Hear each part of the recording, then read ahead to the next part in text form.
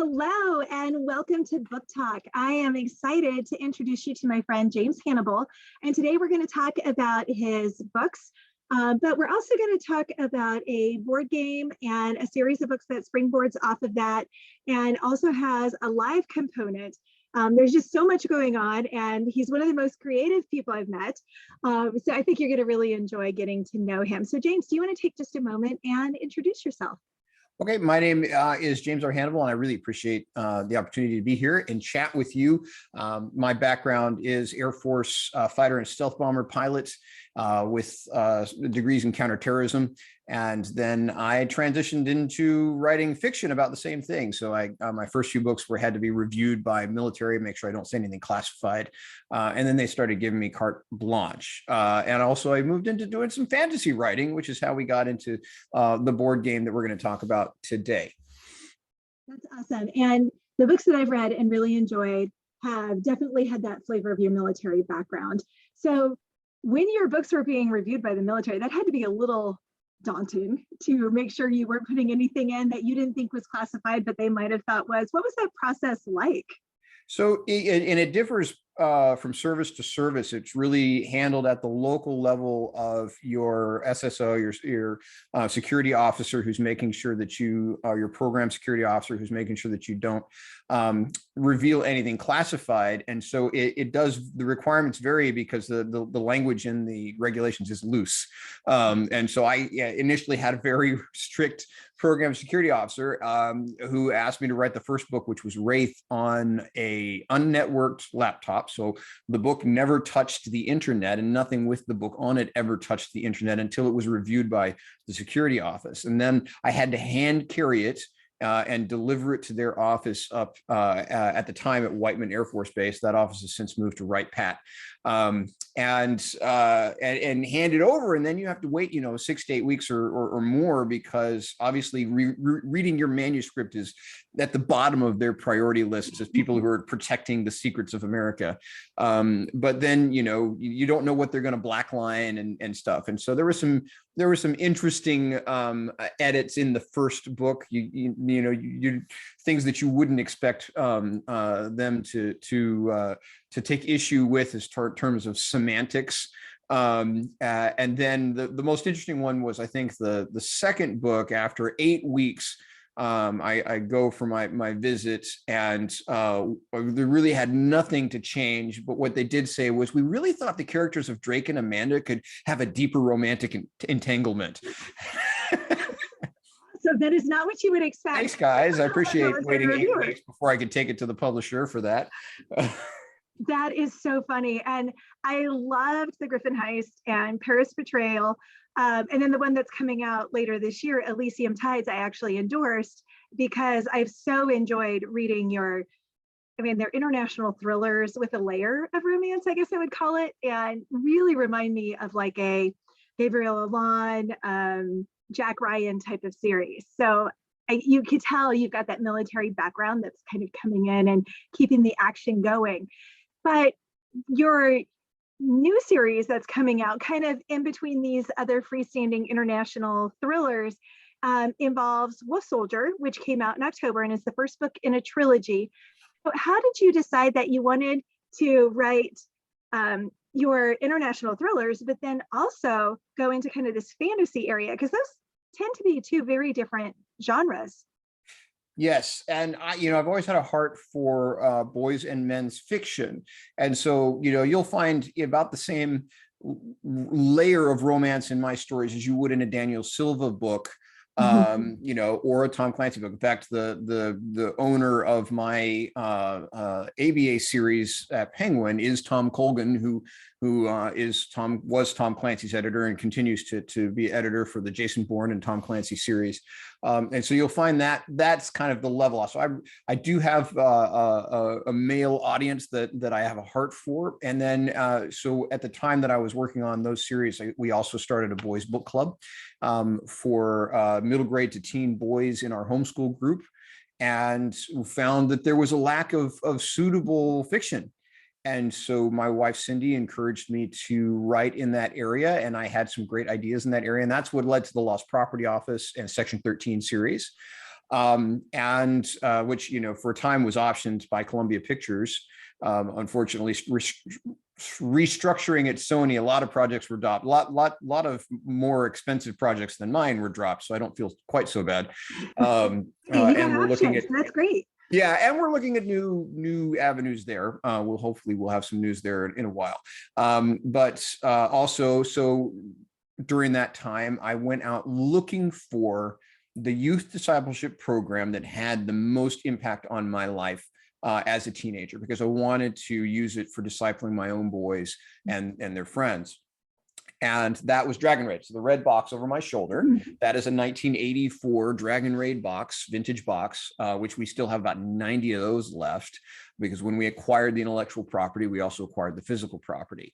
And the way that turned out was I got the box. I took my kids through the original stories that are based on the fruit of the Spirit and the armor of God, and fighting sin as in an allegorical fantasy setting, in this sort of choose your adventure / role-playing game type Bible study. And I began writing my own stories for it. Those got back to the original creator, and he had been diagnosed with cancer, had a limited time to live, and he asked me if I wanted to acquire the property and carry it forward. And we did. And that's where Wolf Soldier has come from. And Enclave was gracious enough to let us begin a fantasy series of books in that world. And so you have the game. We're about to release the alpha of the new version of, it's called Light Raiders. It's the Light Raider Adventure Bible Study System. One of Dick Wolf, the original creator's desires, was that we change the name to focus on the light, because the original was Dragon Raid. And we wanted the new one to be Light Raiders. And so we were about to release to our Kickstarter backers for our card game. We are about to release the alpha document for the new Adventure Bible Study System. And hopefully that'll be coming out fully later this year. But in that time, Enclave also allowed us to write the book series that ties into that game and ties into our card game and ties into our board game. It all works together for the goal of scripture memory and application and discipleship. That's amazing. Because I mean, this is like an entire system. It's not just books. It's not just the game. It's all integrated. And, as I think about it, I could go, okay, a game, that's a completely different skill set. But in reality, it probably isn't if you're a plotter when it comes to writing, because you've got to kind of plot out all the, if you do this, then this happens. And if you do that, then this happens. And so did you find one easier than the other, like coming up with the card system or the writing the books, or did they feel kind of seamless? They feel seamless to the point of almost a level of surprise of providence. So we wanted to, the original game, this is one of the 1984 game handbooks that we still use as a reference. And in there it had all the Bible verses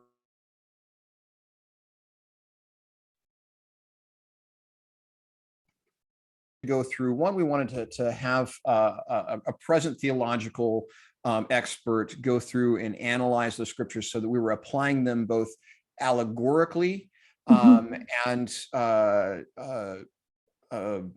in the real world applications as best we could. And so Dr. Gary Huckabee, who's a Holman Bible Dictionary contributor and seminary professor, or retired seminary professor, went through them for us. And so we had these cards. And so now that was the first card deck of scripture memory cards, and this memory and application game that you can play with these really cool 10-sided dice. And anyway, and so what was interesting is the next step as we move towards the big Adventure Bible Study System was the board game Starlots. And so again, set in the same world, we had this cool board game Starlots that's set on a two-sided microfiber cloth board. So we had all these games you could play on this really cool. These guys in Denver came up with this board, and it's the same kind of. You would clean your glasses with this, but it also works as this. I mean, you can crumple it up, you can do whatever you want with it, but the board survives. And you can just lay it out and keep playing. You stuff it in your pocket or your purse, and so what we found was we wanted to create just an outreach tool, things that families could play together, bring them to the table. So there's the different games you can play on here range from 5 minutes per round to like an hour and a half, depending on which game you choose and how, what depth it is. but we wanted to make things that you could use for outreach. So there's no required scriptural knowledge or anything like that. You're rescuing the lost soul, and you're finding the missing scroll. And these are things that open up conversations. But we found when we began to Kickstarter this, that people wanted a Bible study element to it as well. And so we worked on integrating that. And what we found was, because they're in the same world, because it's all based in the same fantasy system that has the same pillars, which, like I've said, is founded in the word. And then the pillars are armor of God, fruit of the spirit, and the spreading of the gospel. Because everything of that remains the same. And because God has been good to us, we found that integrating the Bible verses with the board game was seamless and easy. So now, when you get the two together, you have this you can play the game as a simple family game just to have fun for the night. Or you can integrate the verses and use it as a scripture memory tool, where you're rolling dice and moving pieces and fighting goblins and trolls. So anyway, it was unexpectedly seamless when that all came together. That had to be so fun and exciting, because it would feel like it could be very different, and it could be kind of a process to kind of shoehorn it in. And to me, that feels like writing too. I've always had this commitment in my books that I don't want to force faith into it, but I want my faith to be evident. And so it depends on the story. So when you're looking at a system like this or a game like this, I think of some of the games we play as a family, like Settlers of Catan or, Disney Villainous. Is it kind of along those lines where it's kind of strategy and you're working more or less against each other and independently, or is it more where you're working together? There's all kinds of different ways that these games can go. So, when we talk about the simpler board game Starlots, we're talking about various kinds of games. So you have a word game where you're rolling dice on the board and you're collecting letters, and you're trying to race to find the most words with point values. You also have the racing games where you're rolling the dice and there's a table on the board itself that shows you, which moves you can make. That kind of thing. And so then it's a strategy game to try to beat each other to the other side of the board. But when you flip that over, you have this cooperative game where you're trying to get the larger objectives, and you're playing this mission. It was upside down, but you're playing this mission to defeat the trolls and find the scroll and beat the dragon. And that one sort of forces teamwork. So we came up with these really cool stackable player markers that we CAD designed, and now they're part of the game. And so they stack up so that when you meet on the board, you can split up to get the objectives. Then you come back and when you move and do things as a team, it becomes easier. So it's not really Catan. It's not really Monopoly. It's a very unique game and unique system. It's something different. Yeah. But then when you begin to play the larger adventure game, you're building a whole character that has skill sets, like, depending on the character's background, you might have had a background in husbandry or as the name now suddenly escapes me, but as someone who manages the horses and things. And so you might have skills with animals. And so you might, like in Wolf Soldier, end up with an animal companion who helps you in various things. Or, your skill set might be, you were a merchant, and your skill set might be talking to people. So you contribute that to the team when you were able to talk with the locals in a village and find out the mystery information you need to accomplish the objectives. Yeah. And so it's very much a teamwork game. And as you encounter these various allegorical situations, you're applying the scriptures in those allegorical ways. And then Dr. Huckabee was kind enough on the cards to add the real world application. I keep throwing things upside down. To add the real world applications on the front of every card, so you can look.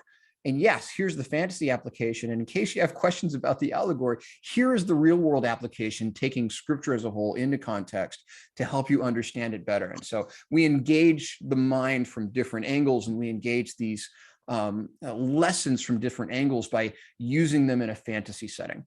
That is so cool. So that cooperative element reminds me of like Forbidden Island or Pandemic, or one of those. You really survive. You've got to work together, and you all have different skill sets. And so that's really kind of a fun way to do it. So the books are a piece of this. And the first one's out already, but there are a couple more coming. So how does that trilogy work? So one, it was really great of Dick Wolf before he passed to write a foreword for this book series, and that sort of passing of the torch. And so we Yeah. really based Wolf Soldier is sort of founded in the original Dragon Rage style, and then we're transitioning through that into the new Light Raider style as we go through the series. What's interesting about it is you had a game that burned bright and fast before a nefarious person made a campaign against it and put it in the ground to hide his own criminal activity, a televangelist. But so it was short-lived. And so you had small locations. So if you imagine, Dick envisioned this huge world. But the game, because it was different little adventures in its really 2 years of that it lasted, 2.5 years, it's like he filled out little small pieces of the map and gave those little pieces life. And when you're trying to bring everything to life in a novel setting, you have to fill in the whole map. And I've had help. There were others, enthusiasts who held on to the game and sort of kept it alive and simmering in the background for 35 years. And learned a lot in that process, got a lot of feedback, and so we used that. And then James R. Brown, who was a freelancer on the One Ring RPG, which is one of the licensed Tolkien games, is now one of our primary writers and developers. And his input has been incredible in helping us flesh out that world to facilitate this game, but also just to create a really fun fantasy world. And so that was one of the big challenges of translating the game into the novel. I could see that. And the original game had a large impact in your life. So do you want to explain why you're so passionate about this game and the novels and the whole system? So when I was a kid in Colorado Springs, my dad was a pastor at one of the prominent churches in non-denominational churches in Colorado Springs. And so I was the teen test guy for every new Bible study program to come out of all the different agencies, like the Navigators that were there in Colorado Springs. And I love the Navigators, and actually, they're my second favorite compared to Dragon Raid. Some of the stuff that they Survival Kit and others that they came forward with.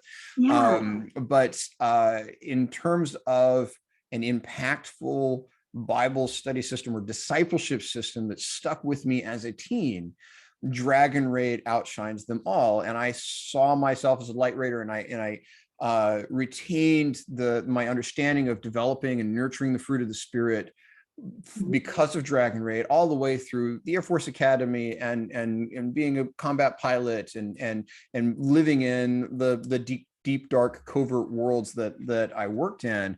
The Light Raiders was always there as keeping me on point as a servant of Christ first. And so that's why I wanted to seek it out when my kids came to that age. And it's through that, seeking it out and making connections with those folks that I came to know Dick Wolf, and that he came to decide to ask me to acquire the intellectual property and carry the system forward. That's awesome. So yeah, that's kind of the story of how that all happened. Well, because this isn't the first time that you and I have talked about it, and every time your passion just really comes through. And I always think it's helpful for people to understand, okay, well, why do you care about a game? Well, I mean, if it had that kind of impact on you, of course you're going to care deeply. So you don't just have the game, you don't just have the books. There's actually an opportunity coming up in about a month that you wanted to share with people, where they can actually come and spend a weekend learning the game, having Bible studies, all of that. So you want to share a little bit about that before we wrap up? Sure. March 4th through 6th, Ridgecrest Conference Center is hosting Illuminate, which is their spring youth retreat. And it is a Light Raiders retreat. We will be teaching youth pastors how to run the Light Raider Adventure Bible Study System. We will be running short mini games with the kids, with the youth. We will also be doing more. James R. Brown, who not only is a writer who's got a Tolkien credit, but he is a real no kidding Tolkien credit.